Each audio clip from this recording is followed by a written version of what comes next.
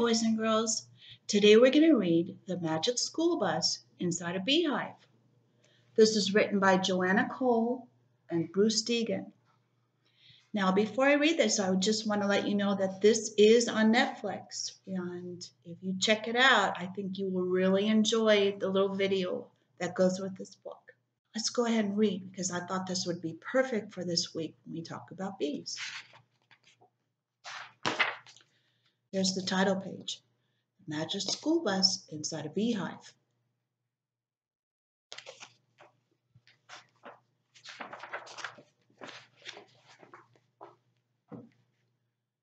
What a perfect spring day, said Miss Frizzle, looking out the window. We thought it was perfect too. Perfect for playing softball. But the Frizz had something else in mind. It's just right for observing bees.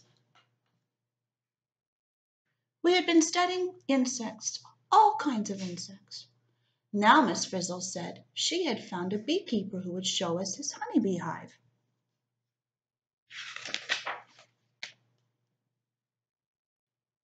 The beekeeper is visiting his hives today. We'll meet him there, said the Frizz, and she swept out the door. As we boarded the old school bus, Miss Frizzle talked and talked about honeybees. They make a delicious food for us to eat, she said. They help many plants survive, and they are wonderful examples of social insects.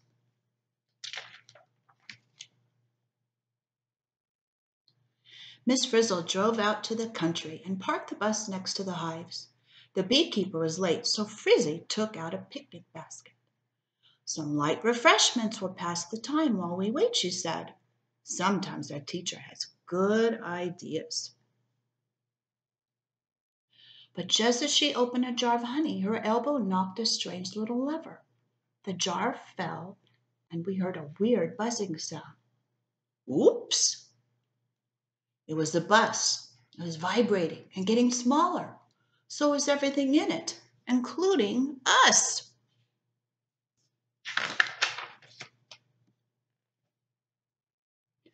Before we knew it, the bus looked like a little beehive, and we looked like real bees. We did it! All out, class, buzzed the Frizz.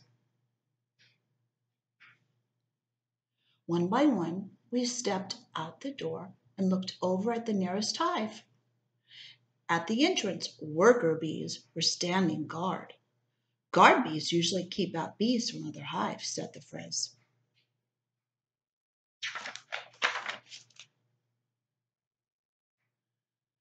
There is one time when guard bees let in a strange bee, said Miss Frizzle. Sometimes a hive may adopt a lost bee if it is carrying a lot of bee food. All bee food comes from flowers. We'll have to visit flowers and get bee food in order to gain entrance into the hive. Follow that bee, shouted the Frizz. We flew after a bee that was headed towards some bright flowers.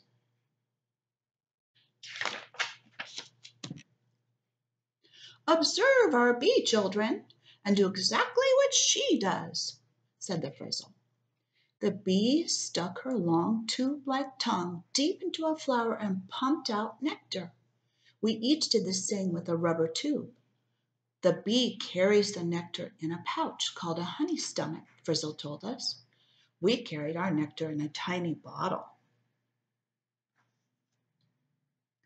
Pollen grains rubbed off the flower and stuck into the bee's fur. With her front and middle legs, she combed off the pollen and packed it into pollen baskets, their pouches on their back legs, and they carried them back to the hive. We carried our pollen as we went along.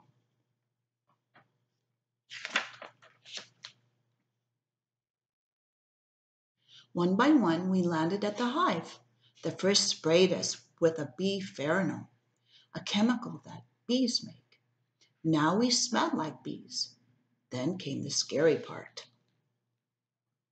We held our breath as the guard bees brushed us with their antennae, smelling us. As they fell for our trick, we'd get into the hive. If they didn't, we'd be in big trouble.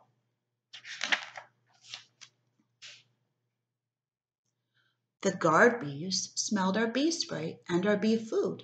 They let us pass. Other workers took out nectar and bustled off with it. Hooray, we're free to explore the hive, sang the Frizzle. The first thing we did was we saw our bee. She was doing a strange dance. Other bees crowded around her, touching and listening to her. Miss Frizzle said the dance was a language. With her dance, the bees told others which way to go to the flowers she had found.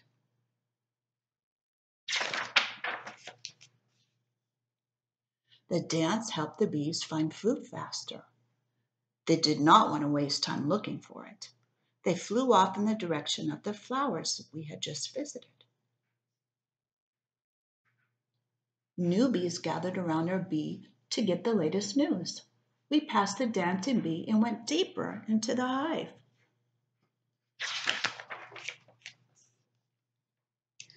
The inside of the hive was covered with beeswax. The bees had shaped the wax into comb, thousands of little containers called cells. Every cell was a hexagon, a six-sided shape. The comb was so perfect, we couldn't believe bees had made it.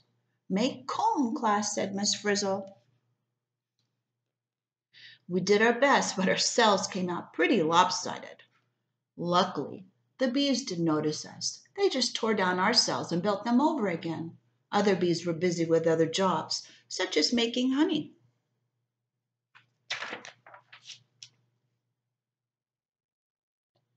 We saw the bees changing nectar and honey. First, they added chemicals from glands inside their heads. The chemicals changed the nectar sugars into honey sugars. Then they spread droplets out and fanned them with their wings. This dried out most of the water, leaving the honey sticky and thick and extra sweet. We fanned too and helped make honey. Miss Frizzle said it was okay to eat some honey as long as we left plenty for the bees. They need a good supply of honey to help them survive over the winter, she explained.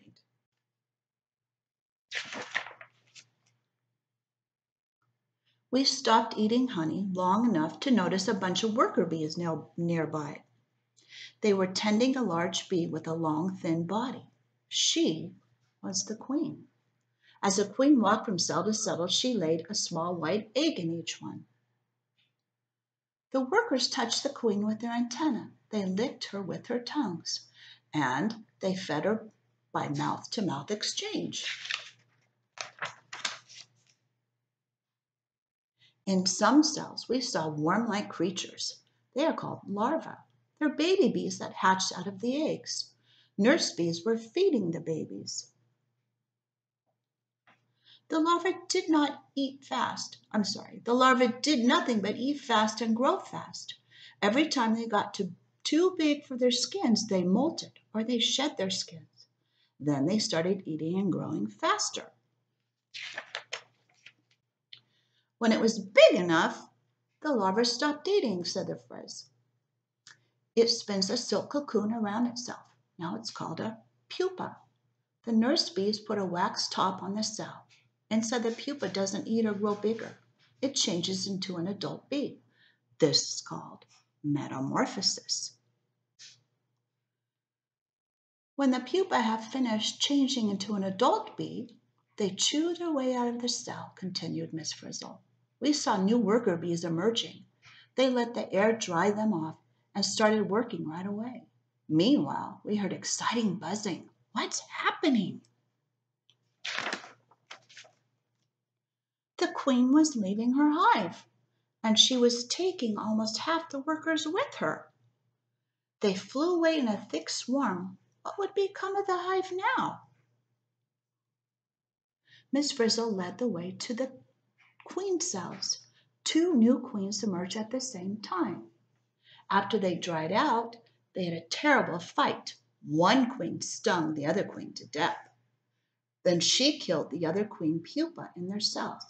Now she was the new queen.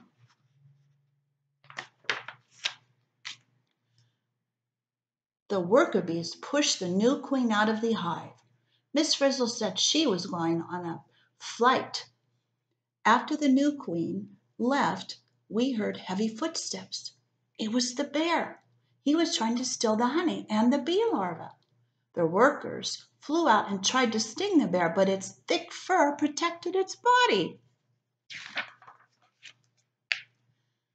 We flew out and dived at the bear, but it kept coming at the hive. We have to use strategy, class called the phrase.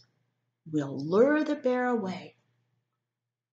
Miss Frizzle made a beeline for the beehive bus and we followed. The jar of honey that spilled before us was still on the floor. The bear smelled the honey and came after us. Miss Frizzle, we yelled, do something. She stepped on the gas and the bus lurched forward. As we rounded a corner, the honey jar rolled out of the bus door. As the jar fell, it returned to its normal size. The bear just started eating honey and forgot all about us. Miss Frizzle reached for a joystick on the dashboard. To our relief, the bus lifted off. It wasn't a beehive anymore. It was a bee bus. Down below, we saw the new queen returning home from her nuptial flight.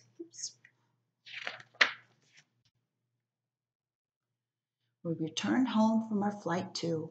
The instant its 6 feet touched the ground in the school parking lot, the bee bus changed. It was a full-size school bus again. We were human kids again. And back in the classroom, we thought of the perfect project to end the day. Baking honey buns, of course. So they're going to make some delicious honey buns using the honey they collected. What'd you think? Pretty cool, huh? Yeah, I hope you liked it. We'll talk to you soon. Bye.